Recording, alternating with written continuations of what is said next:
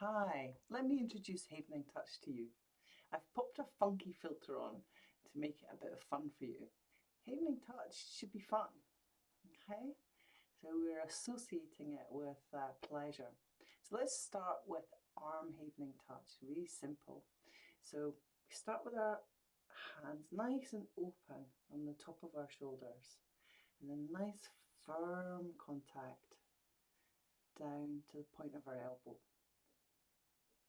And this touch activates these C-tactile fibres and sends a signal electrically to our brain, super fast. There we go. It has a nice rhythm, hasn't it? So you can notice the movement up to your shoulders and then that contact, and then nice slow down to the point of your elbow. And a fun thing that you can do is notice which hand reaches your elbow first. As you watch me, you'll see which one it is. It's this one. One thing that you can do is that you can start thinking, is it your left or your right?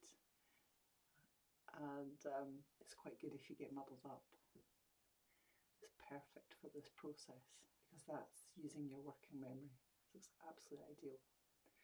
As long as you celebrate that, as long as you go, that's good, that's funny.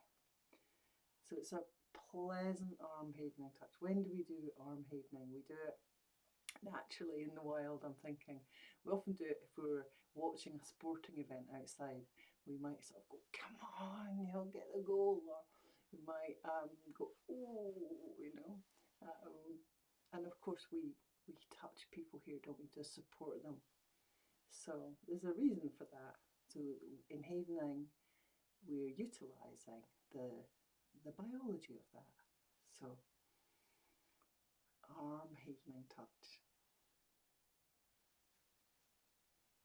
It's lovely.